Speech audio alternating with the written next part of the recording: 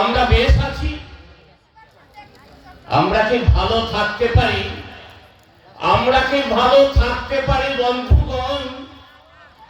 ওপারে বাংলার ওই বাংলাদেশের মাটিতে আজ হিন্দুদেরকে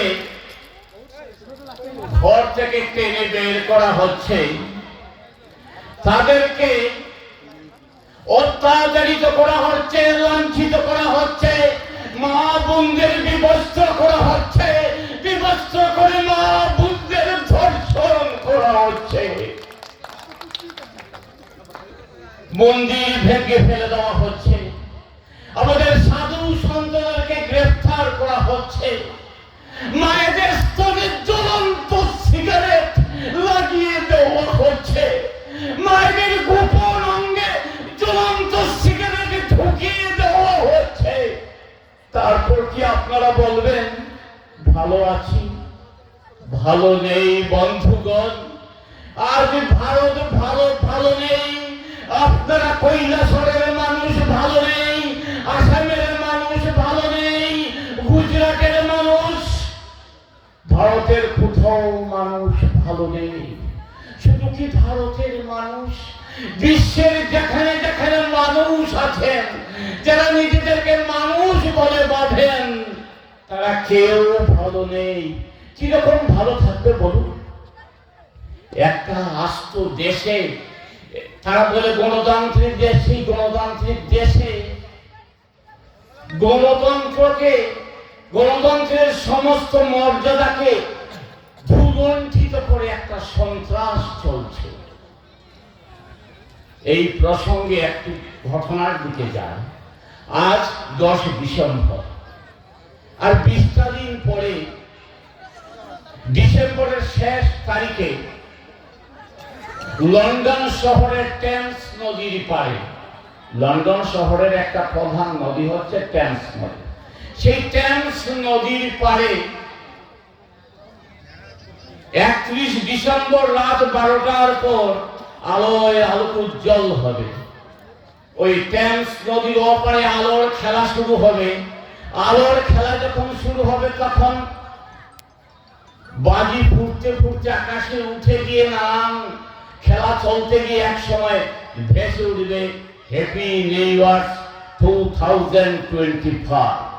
তারপর আবার আলোর খেলা আরেকটা ভাষায়, আবার আলোর খেলা আরেকটা ভাষায়। 5 নম্বর বার যখন টেমস নদীর পাড়ে আলোর খেলা শুরু হবে, লক্ষ লক্ষ লন্ডনবাসী ইংরেজরা সেখানে যায় সেই আলোর খেলা দেখতে। আর 5 নম্বর যখন আলোর খেলা শুরু হবে, তাদের বাংলা হরফে পরিষ্কার করে লেখা থাকবে শুভ নববর্ষ। আমরা যারা নিজেদেরকে বাঙালি বলি, বাংলা ভাষী বলি, তারা আনন্দে গর্বিত হই। ওই টেমস নদীর পাড়ের বাঙালিরা আনন্দে গর্বিত হয়ে বলে, বাহ, আমাদের ভাষায় লেখা হচ্ছে শুভ নববর্ষ। আর আমরা যারা অতি বাঙালি, নিজেদেরকে বাঙালি উৎসাহের সহিত বলি, আমরা ভেবেছিলাম বাংলাদেশে কে নিয়ে, পশ্চিমবঙ্গের কিছু নিয়ে, ত্রিপুরার কিছু অঞ্চলে নিয়ে, আর আসামকে নিয়ে আমরা একটা বৃহৎ বাঙালি স্থান বানাবো। তার জন্য আমাদের যারা সেকুলার ভাইরা আছেন, যারা ধর্ম নিরপেক্ষতাবাদীরা ভাইরা আছেন, যারা সর্বধর্ম সমন্বয়কারী ভাইরা আছেন, তারা তার জন্য আগ বাড়িয়ে গিয়েছেন।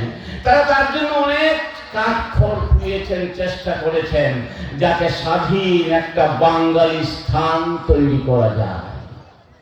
আমাদের বুদ্ধিজীবীরা, পশ্চিমবঙ্গের বুদ্ধিজীবীরা, কলকাতার আসামের বুদ্ধিজীবীরা, এই সেকুলারবাদীরা, ধর্ম নিরপেক্ষতাবাদীরা যখন বাঙালি স্থান বলে ভাবছেন, আর তখন বাংলাদেশ যেটার কেন্দ্রবিন্দু, সেখানকার বাঙালিরা বলছেন না না, বাঙালি স্থান নয়, আমরা তো একটা ইসলামিক স্থান বানাতে চাই।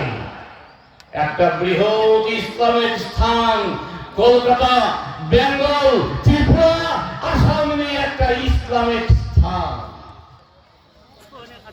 কোথায় ধর্ম নিরপেক্ষতাবাদী ভাইরা, কোথায় সেকুলারবাদী ভাইরা, কোথায় সর্বধর্ম সমন্বয়কারী ভাইরা, কোথায় আপনার বাংলা ইসলামিক স্থানের ষড়যন্ত্র চলছে। ইসলামিক স্থান বানাবার জন্য একটা আন্তর্জাতিক চক্রান্ত শুরু হয়েছে, আর তার বলি হচ্ছেন বাংলাদেশের নিরীহ হিন্দুরা। আর যারা বাংলাদেশের ইসলামিক মৌলবাদীরা, ইসলামিক জঙ্গিরা, ফুজিরা, জামাতরা, যারা ইসলামিক মৌলবাদ করে বেড়ায় বাংলাদেশের মাটিতে, তারা ভাবছে আমরা তো বড় বীর, আমরা হিন্দুদেরকে মারছি, হিন্দুদের মন্দিরকে ভেঙে দিচ্ছি, কোথায় হিন্দুর দেবতা, কোথায় হিন্দু, আমরা তো এক নাগালে অত্যাচার চালিয়ে যাচ্ছি।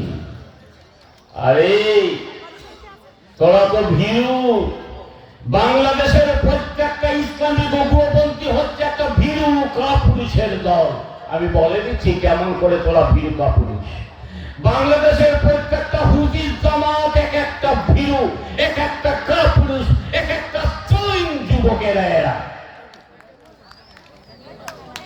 ওই বাংলাদেশে ওই অবশিষ্ট পড়ে থাকা দু একটা হিন্দু বাড়ি ঘর যেটা আছে সেটাকে আগুন লাগিয়ে দিয়ে মা বোনদের ইজ্জত নষ্ট করে ভাবছিস খুব বিরক্ত দেখাচ্ছিস না রে। আরে খুব বিরক্ত দেখাচ্ছিস, একবার চিন্তা কর। ওই তোদের মুঘল সম্রাট আওরঙ্গজেব দিল্লিতে রাজত্ব করেছিল, তাজমহল, কুতুব মিনার বানিয়েছে, বলছিস আমরা তো বীর জাতি,